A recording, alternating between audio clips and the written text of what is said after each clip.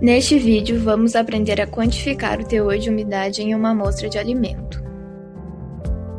Segundo a classificação de Vende 1864 acima, o alimento, que é composto por matéria seca mais água, sofrerá uma secagem para exclusão da água e obtenção da matéria orgânica e inorgânica.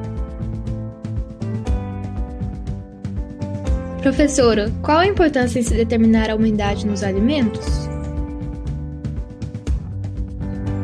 E como a umidade impacta na composição centesimal dos alimentos? Para que eu possa sanar as dúvidas de vocês, analisaremos primeiramente o POP para análise de umidade. Vamos quantificar o parâmetro umidade e estimar sólidos totais por diferença. Vamos estabelecer procedimentos para determinação de voláteis a 105 graus Celsius e sólidos totais em alimentos por secagem em estufa comum a 100 a 105 graus Celsius.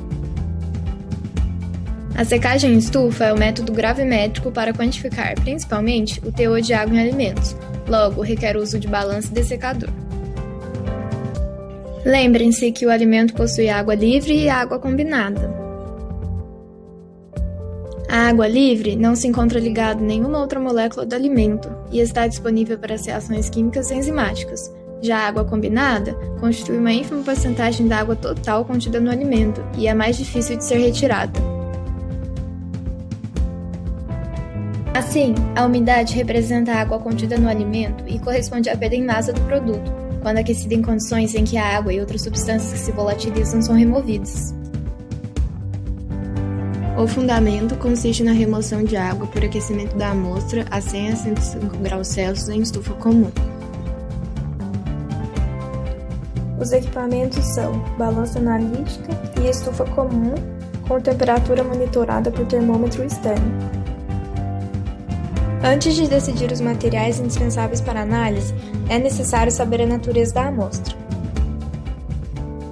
Professora, poderia dar um exemplo, por favor? Para amostras com alto teor de açúcares e lipídios, utilizar areia lavada e calcinada e bastão de vidro pequeno. E, de forma geral, cápsulas de porcelanas, dessecadores, espátulas e pinças metálicas serão necessárias durante o ensaio. Os reagentes são sílica ou cloreto de calcionidro, os quais serão utilizados posteriormente como agentes secantes no dessecador. Os principais cuidados com a balança analítica são relacionados à estabilidade, à capacidade máxima e à resolução.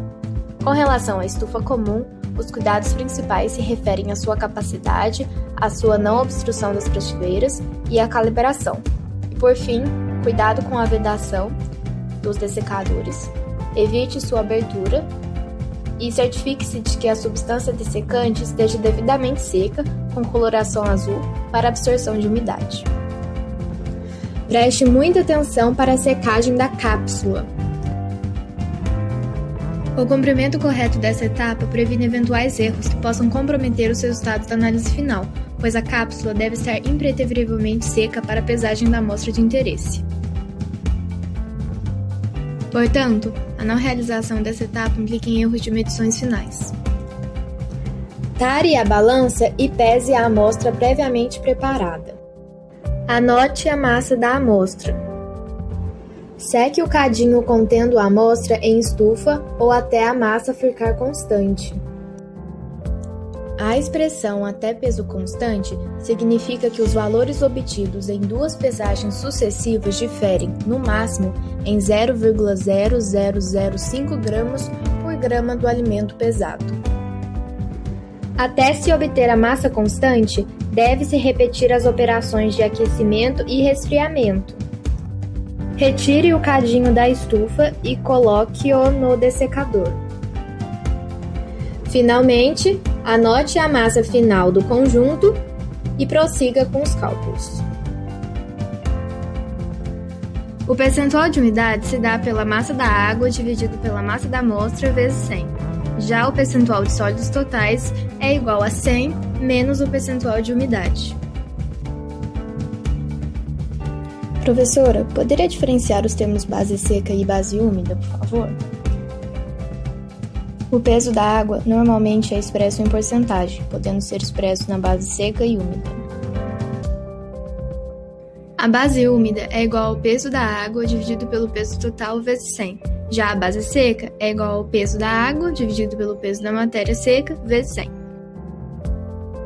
Professora, o que esses parâmetros significam? O valor expresso numericamente em matéria seca é maior do que em matéria total. Os sólidos totais são contabilizados após a retirada da água, ou seja, são o remanescente do peso total. O alimento é pesado antes e depois de seco, e a diferença de massa eu assumo que tenha sido a umidade perdida, ou seja, a água evaporada. Professora, poderia dar exemplos práticos que diferenciem a base seca da úmida? A base seca é utilizada mais para pesquisa e cálculos específicos. Já a base úmida, geralmente, é utilizada para designações comerciais e estabelecimentos de preços nos alimentos. A umidade é observada no padrão de identidade e qualidade, pois interfere na estabilidade dos alimentos, ou seja, nas reações químicas, bioquímicas e microbiológicas. Também interfere na textura final do alimento e pode ser um indicador de fraudes. O importante é não parar de questionar. Albert Einstein.